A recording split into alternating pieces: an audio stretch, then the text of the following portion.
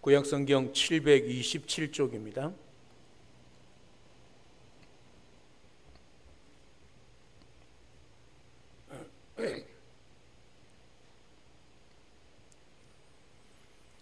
느헤미야 1장 1절에서 5절입니다. 오늘 하나님께서 우리에게 주시는 말씀을 봉독해 드리겠습니다. 하가리아의 아들 느헤미야의 말이라.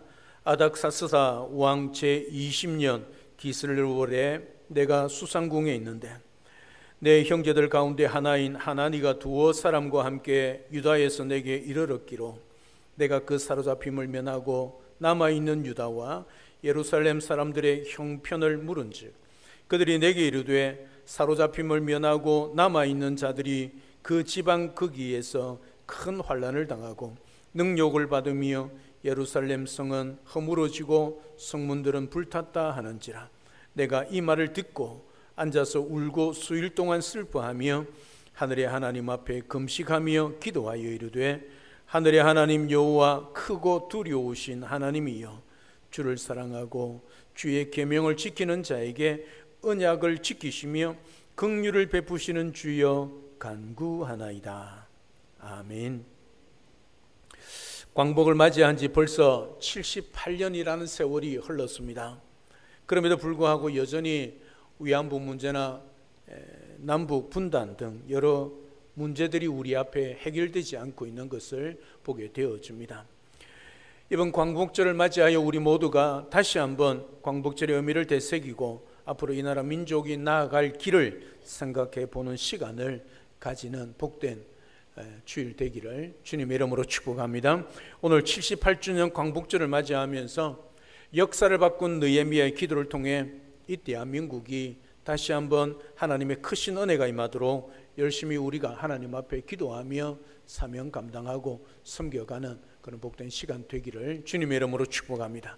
오늘 본문 1절에 보면 아닥사스다 왕 제20년 기슬월에 그렇게 시작을 하고 있는 것을 보게 되어집니다. 이 기슬월은 지금은 우리식으로 말하면 11월 중순에서 12월 중순에 해당하는 달입니다. 오늘 본문이 기록되고 있는 이 시기가 주전 445년경에 기록되고 있는 것을 보게 되어집니다. 그때 일어났던 사건입니다. 당시 세계 신흥 제국이었던 페르시아가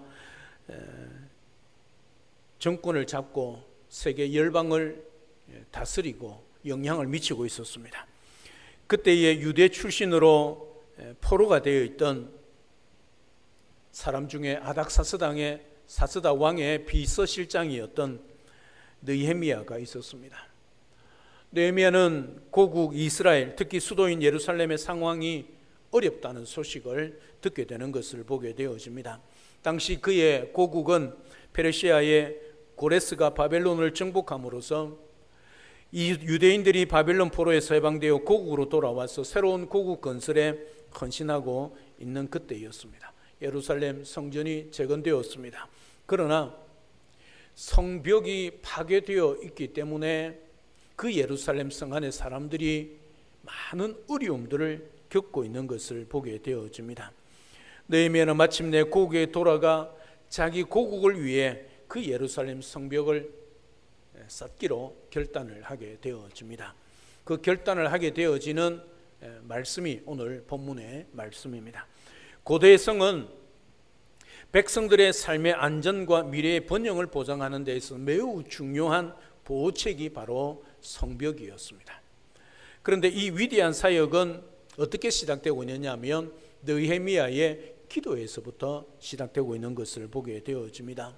그의 기도가 이스라엘의 민족의 역사를 바꾸어 놓고 있는 것을 보게 되어집니다.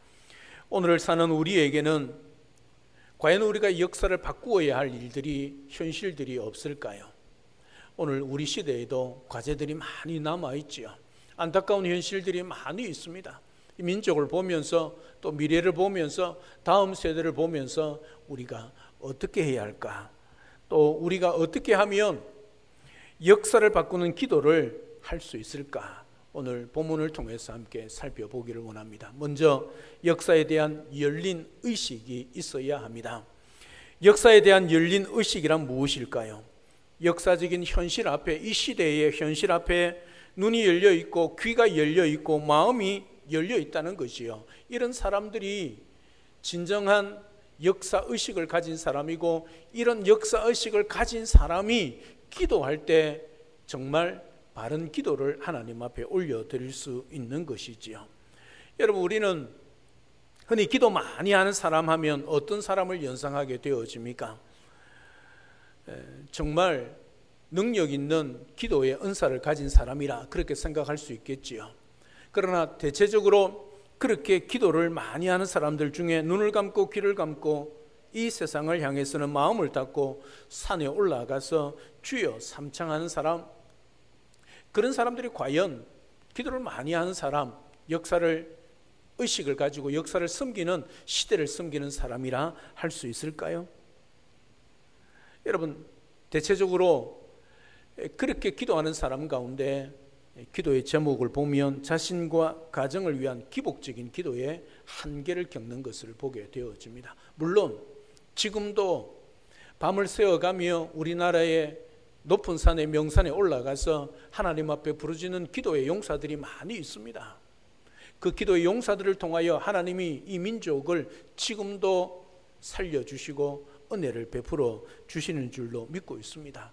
하지만 자신이 아닌 이웃을 위해, 민족을 위해 기도하는 것을 과연 이런 사람들에게 기대할 수 있을까 하는 것이지요. 그럼 오늘 본문을 돌아와서 느헤미야의 기도가 어떻게 시작되고 어떻게 하고 있는가를 살펴보면서 함께 우리가 이 시대와 역사를 바꾸는 기도를 할 수 있도록 마음을 다지고 또 결단해야 할 것입니다. 2절에 보면 자신의 고국을 떠나 타국으로 나아가서 왕을 섬기고 있던 느헤미야가 어느 날 고국을 방문하고 온 사촌 하나니에게 고국의 형편을 듣게 되어집니다. 내가 그 사로잡힘을 면하고 남아있는 유다와 예루살렘 사람들의 형편을 물었다, 그렇게 이야기하고 있습니다. 그가 왕의 비서실장이었기 때문에 함부로 이동할 수 없고 함부로 다닐 수 없기 때문에 사촌이 고국을 갔다 왔다는 소식을 듣고 고국의 형편에 대해서 물었다는 것이지요. 그리고 그들의 이야기에 경청을 합니다. 그 내용이 바로 3절에 기록되어 있습니다. 그리고 느헤미야는 고국이란 역사의 현장에서 들려온 소식을 보고 그 현실을 듣게 되어집니다. 4절을 보면 느헤미야의 반응이 기록되어 있습니다. 내가 이 말을 듣고 앉아서 울고 수일 동안 슬퍼하며 하늘의 하나님 앞에 금식하며 기도했다, 그렇게 기록을 하고 있습니다. 이렇게 해서 느헤미야의 기도가 시작이 되고 있는 것을 보게 되어집니다. 물론 그가 평소에 아닥사스다 왕을 섬기며 살아가는 그 삶 가운데서도 그가 하나님을 찾고 기도했을 것입니다. 그러나 민족을 위하여, 시대를 위하여 그의 열린 눈이 하나님 앞에 헌신하는 기도가 시작이 되고 있는 것을 보게 되어집니다. 이것이 바로 역사의식이지요. 사람들이 왜 기도하지 않을까요? 보지 못하고 듣지 못하고 느끼지 못하기 때문이고 믿지 못하기 때문이지요. 또 자기 힘을 의지하기 때문이지요. 여러분, 주변을 천천히 열린 눈으로 한번 돌아보시기를 바랍니다. 지금 이 시대를 살아가면서 많이 힘들고 어려우시지요. 내 몸 하나 간수하기도 힘든데 무슨 나라와 민족과 열방을 위해서 기도할까, 그런 마음이 드시지요. 사랑 여러분, 하나님께서 우리를 이 땅에 살아가게 하시는 것은 우리가 잘 살고 우리가 평안하고 우리가 기쁘게 살기 위해서 이 땅에 두신 것 아닙니다. 우리가 이 땅에 살아가는 것은 이 시대와 민족을 바라보며 열방을 바라보며 죽은 자들을 향하여 그 아버지 하나님의 마음을 가지고 살아가며 그들을 위하여 기도하고 그들을 섬기기 위하여 우리를 이 땅에 두셨다는 사실이지요. 그래서 오늘 또 우리가 이 땅에 먹고 살아가며 일하면서도 우리의 사명은 죽은 자를 살려내는, 우리의 삶의 영역 속에 만나는 자들마다 그리스도의 복음을 전하여 그들을 그리스도께로 인도하고 그 영혼을 살려내는 사명이 오늘 우리에게 있는 것이지요. 그게 우리의 삶의 목적입니다. 우리가 살아가는 삶의 이유입니다. 내가 일하는 이유입니다. 사랑하는 여러분, 그래서 우리는 우리 자신만 아니라 우리의 가족과 우리의 가정만이 아니라 우리 교회만 아니라 우리의 눈을 열어서 우리 이웃을 바라볼 수 있어야 합니다. 지금도 죽은 영혼들을 향하여 그 안타까운 마음으로 눈물 흘리며 그들을 향하여 돌아오기를 원하시는 아버지 하나님의 마음으로 그들을 바라보고 그들을 섬겨야 합니다. 우리의 최대의 사명은 그들을 주님께로 인도하는 것이지요. 예수 그리스도의 복음을 그들에게 전하고 그들 영혼이 죽었던 영혼들이 예수 그리스도로 말미암아 살아나는 역사들이 우리를 통하여 일어나야 된다는 사실이지요.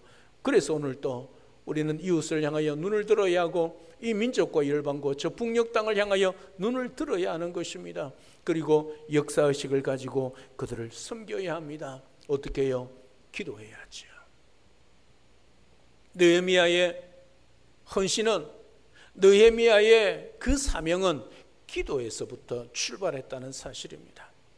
금식하며 하나님 앞에 기도하면서 그가 결단하고 그 하나님의 음성을 듣고 하나님의 부르심을 받고 고국으로 돌아가는 것이지요. 쉽지 않은 여정입니다.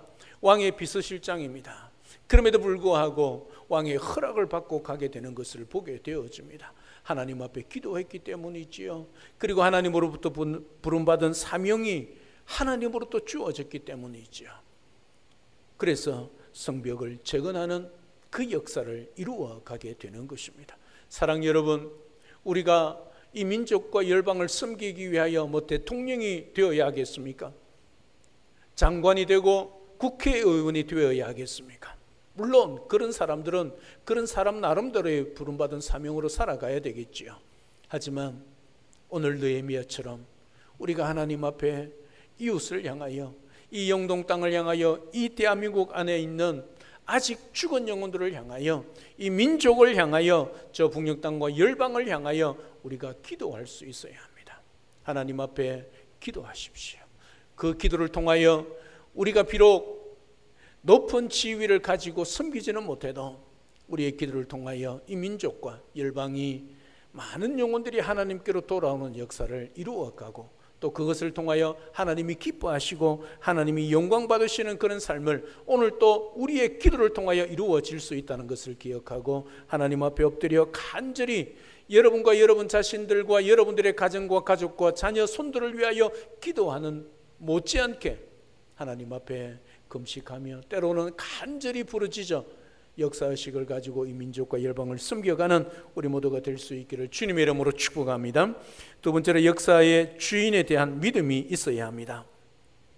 역사를 바꾸는 기도를 하려면 먼저 역사의 주인에 대한 믿음이 전제되어야 하지요. 역사의 주인이 누구입니까? 우리 주님 아닙니까?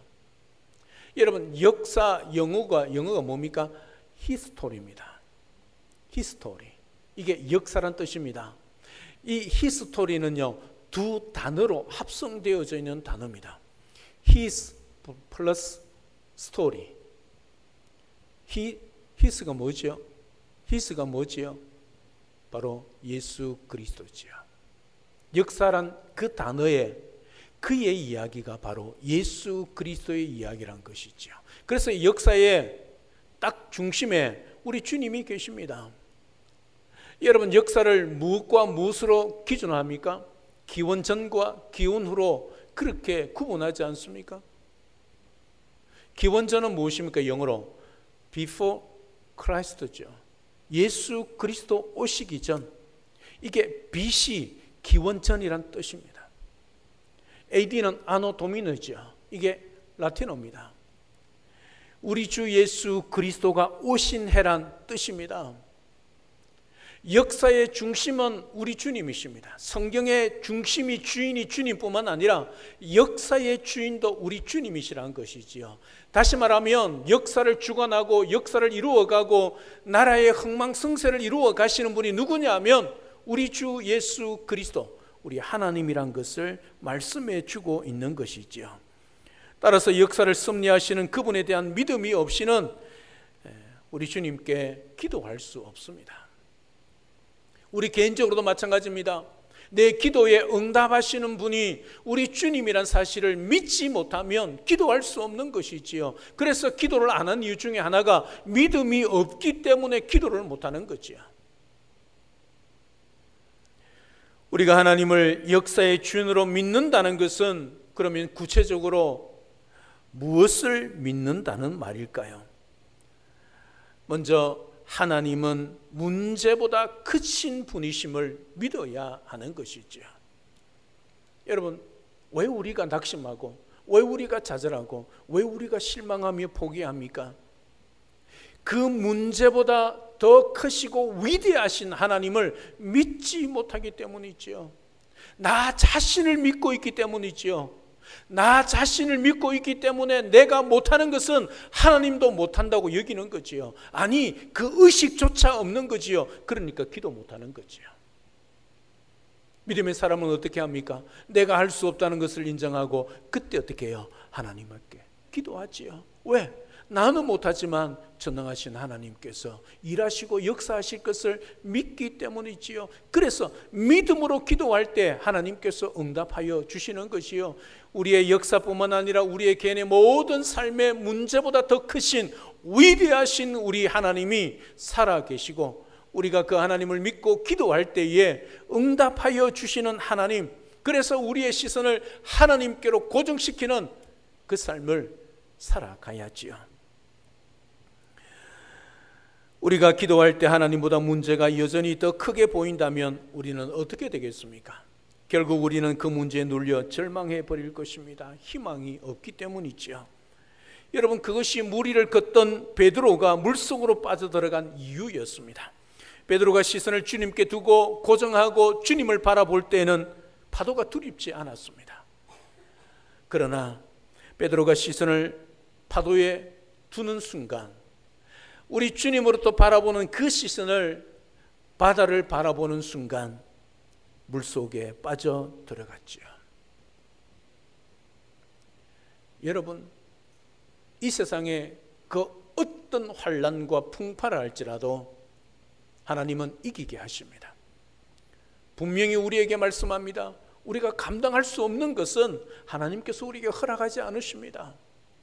그 믿음으로 오늘 또 우리 인생 가운데 오늘이 끝이다, 절망이라 생각되는 그 순간에 그 절망보다 문제보다 더 위대하고 크신 우리 하나님을 바라볼 수 있는 믿음이 우리 모든 성도에게 있기를 주님의 이름으로 축복합니다. 하나님은 살아계십니다. 전능하십니다. 우리가 못한 일도 능히 할 수 있는 분이십니다. 그래서 우리의 시선을 주님께 고정시켜야 하지요. 사랑 여러분, 오늘 또 이 민족의 답답한 현실 앞에, 절망할 수밖에 없는 현실 앞에 그럼에도 불구하고 낙심하지 말아야 할 이유가, 오늘 또 이 민족을 붙들고 있는 분이 위대하신 우리 주님이시라는 것을 잊지 마시고 우리 주님 앞에 기도하시기를 바랍니다. 여러분 인생 가운데 어려움과 고통과 문제를 만날 때, 정말 어떻게 할 방법이 없는 그런 절망스러운 순간을 만날 때 기억하십시오. 그보다 더 위대하시고 더 능력 있으신 우리 주님이 오늘 또 저와 여러분과 함께하고 있다는 사실을 잊지 마시고 그 하나님 앞에 기도하시고 그 하나님의 도우시는 능력의 손길을 경험하며 그 하나님을 인하여 능히 이겨내고 또 하나님 앞에 사명 감당하며 살아가는 우리 모든 성도님들 되시기를 주님의 이름으로 축복합니다. 또 하나는 하나님은 약속을 지키시는 분이심을 믿어야 합니다. 오늘 5절에서 느헤미야는 기도를 이렇게 시작합니다. 주를 사랑하고 주의 계명을 지키는 자에게 언약을 지키시는 하나님이라, 그렇게 고백을 하고 있습니다. 지금 이스라엘의 역사적인 현실이 아무리 참담해도 느헤미야는 아직도 자기 민족에게 주신 하나님의 약속을 믿었습니다. 그래서 그 약속의 언약을 믿고 하나님 앞에 기도하면서, 하나님, 할 수만 있다면 제가 이 사명을 감당하겠습니다. 그 기도를 시작하고 있는 것이죠. 여러분, 성경은 약속의 책이고 성경의 하나님은 약속의 하나님이십니다. 그 약속의 하나님을 말씀할 때 언제나 그 하나님 앞에 형용사가 붙습니다. 어떤 형용사가 붙습니까? 신실하신 하나님. 여러분, 약속의 하나님은 신실하신 하나님이십니다. 신실하다 말은 무슨 말이냐면 우리는 약속을 하고 손가락 걸고 도장 찍는다 할지라도 약속을 지키지 못할지라도 우리 하나님은 반드시 지키신다는 뜻입니다. 그게 신실하신 하나님이란 뜻입니다. 우리 하나님이 약속하고 있지 않습니까? 66권 성경 속에 약속의 말씀을 우리에게 주십니다.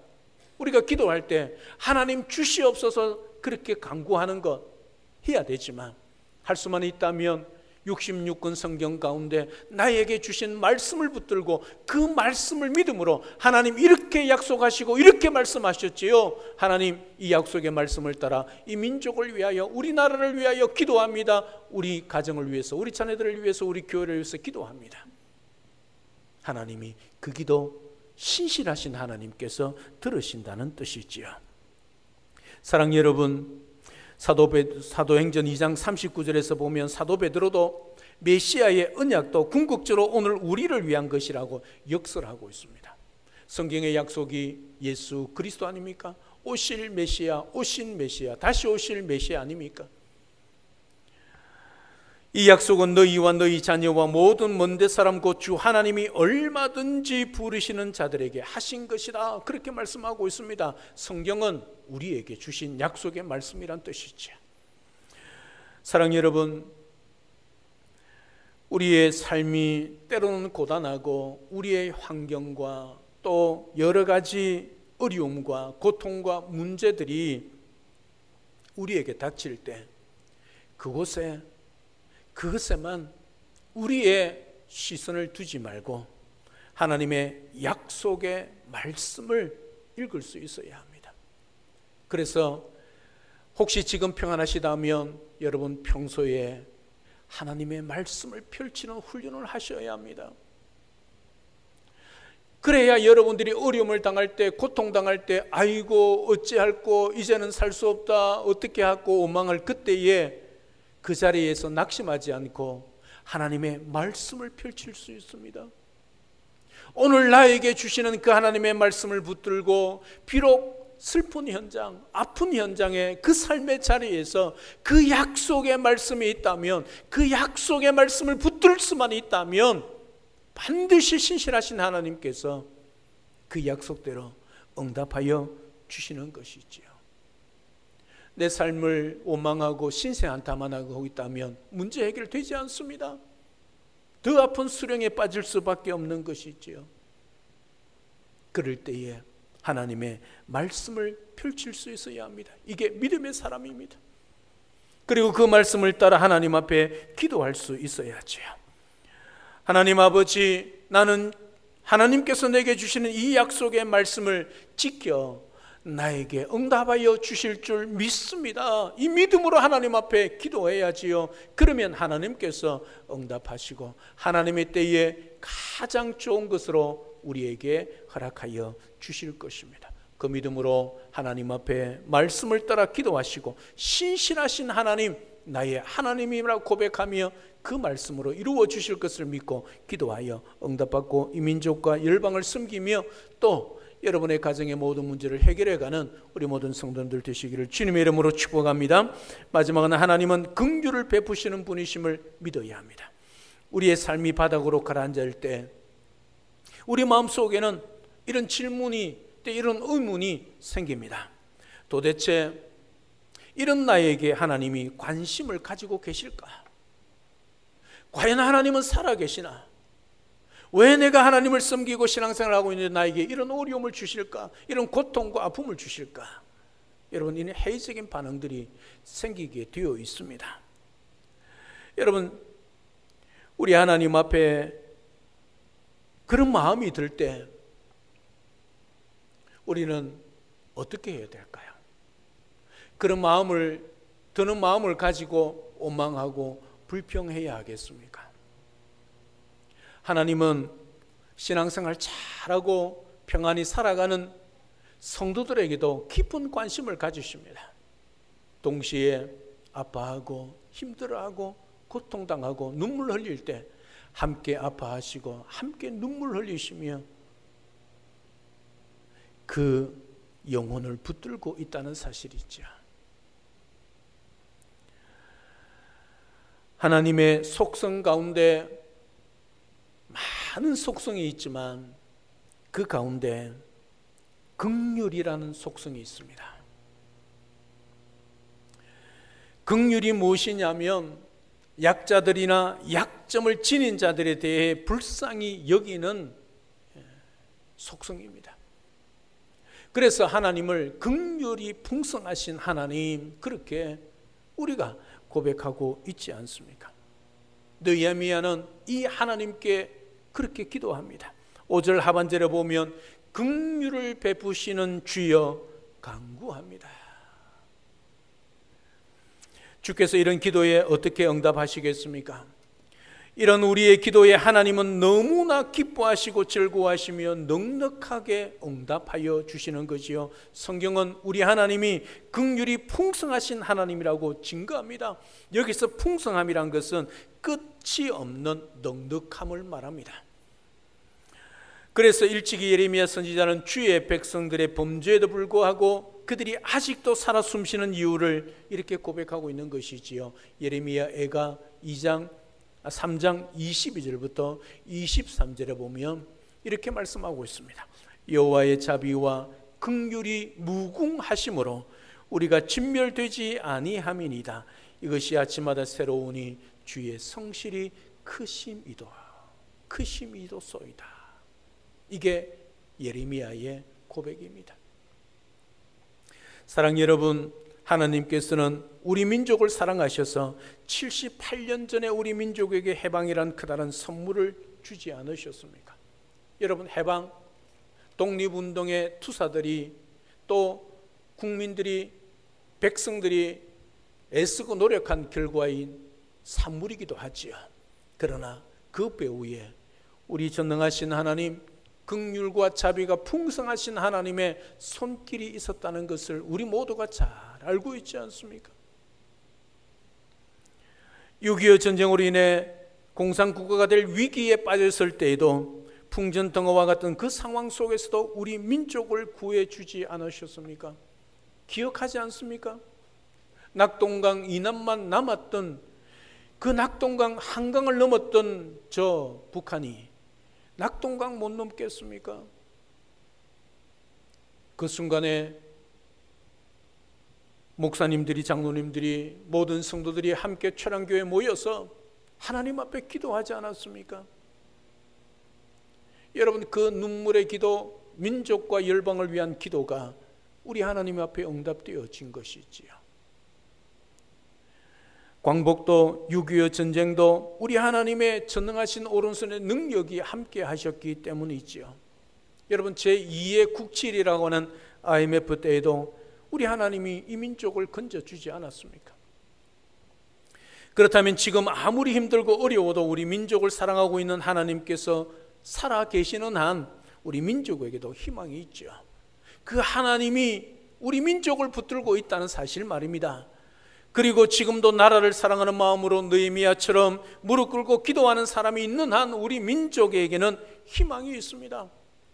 여러분, 지금도요, 곳곳에 많은 높은 산 위의 꼭대기에 사명을 가지고 금식하며 기도하는 하나님의 사람들이 부지기수입니다. 왜 그들이 거기서 기도하겠습니까?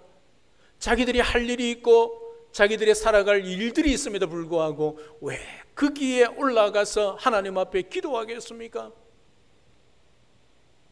하나님이 이 민족을 붙들고 있다는 그 사실을 믿기 때문이지요. 그래서 하나님께서 이 민족을 사랑하지 아니하면 이 민족에게 소망이 없다는 것을, 희망이 없다는 것을 그들이 알기 때문에 하나님 앞에 기도하고 있는 것 아니겠습니까? 믿음의 사람으로 부름받은 그들이, 또 우리가 바로 이 민족의 희망의 등대가 될 수 있다는 사실을 잊지 마시기를 바랍니다. 느헤미야가 고국의 참담 현실 앞에서 앉아서 울고 수일 동안 슬퍼하며 하나님 앞에 금식하며 기도했던 것처럼 우리 모두가 이 민족의 어두운 현실 앞에 느헤미야처럼 하나님 앞에 울며 가슴 치며 기도해야 할 것입니다. 아직까지도 산재한 일들이 남아있지 않습니까? 하나님 앞에 그렇게 기도할 수 있어야 할 것입니다. 광복 78주년을 맞으면서 이 대한민국이 살 길은 하나님께로 돌아가는 길밖에 없습니다. 하나님께서 기뻐하시는 일을 하는 일밖에 없지요. 나라와 민족을 위하여 기도했던 느헤미야처럼 우리 민족을 위하여 힘써 기도할 수 있는 우리 영동 중앙교회 성도님들 되시기를 주님의 이름으로 축복합니다. 느헤미야처럼 사랑하는 민족을 위해 기도하고 오늘의 어려움에서 해방의 기쁨을 맛볼 수 있도록 하나님께서 은혜를 베풀어 주시도록 기도하기를 주님의 이름으로 축복합니다. 그리고 여러분의 가정과 직장의 생업의 터전에 어려움이 있더라도 느헤미야처럼 기도함으로 모든 어려움을 극복하고 하나님의 복을 누리는 삶을 살아가는 우리 모든 성도님들 되시기를 주님의 이름으로 축복합니다. 우리 교회에도 가정에도 생업의 터전에도 기도가 필요할 때가 아니겠습니까? 힘들고 어려운 때일수록 우리가 뭘 해야 되겠습니까? 말씀을 붙들고 기도해야 하지 않겠습니까? 느헤미야처럼 역사를 바꾸며 나라를 숨기는 그런 기도, 우리 하나님 앞에 우리는 얼마든지 드릴 수 있지 않겠습니까? 기억하시고 우리 문제보다 우리 아픔보다 더 크시고 위대하신 하나님, 긍휼이 풍성하신 하나님 앞에 믿음으로 기도하셔서 이 나라 민족을 섬길 뿐만 아니라 우리의 삶 가운데도 하나님의 기도의 응답의 풍성함을 누려가는 우리 모든 성도님들이 다 될 수 있기를 우리 주 예수 그리스도 이름으로 축복합니다. 할렐루야. 살아계신 하나님, 은혜와 사랑을 진심으로 감사를 드립니다. 오늘 느헤미야가 그가 하나님 앞에 고국의 아픈 소식을 듣고 하나님 앞에 금식하며 기도합니다. 그 기도로부터 역사의식을 가지고 민족의 역사를 바꾸는 기도를 통하여 그리고 그의 헌신을 통하여 성벽 재건을 하고 또 민족을 회복시키고 있는 것을 보게 되어집니다. 오늘 이 아픈 현실을 바라보며 특별히 78년 전에 이 땅에 광복을 허락하신 하나님의 귀한 뜻을 깨닫고 우리 하나님 앞에 남아있는 산재한 이 민족의 아픔을 위하여 우리가 하나님 앞에 기도할 수 있는 우리 모두가 되게 도와주시옵소서. 기도할 때 말씀을 따라 기도할 수 있게 도와주시옵소서. 무엇보다도 우리에게 주신 66권의 말씀을 붙들고 펼치며 그 기록된 말씀이 하나님께서 주신 약속임을 믿고 하나님 앞에 약속을 신실하게 지키시는 하나님, 그 문제보다 더욱 크시고 위대하신 전능하신 하나님 앞에 부르짖어 이 민족을 섬길 뿐만 아니라 우리 교회와 가정과 또 이 지역 섬겨가고 든든히 세워갈 수 있는 우리 모두가 될 수 있도록 축복하여 주시옵소서. 예수님의 이름으로 기도드리옵나이다. 아멘.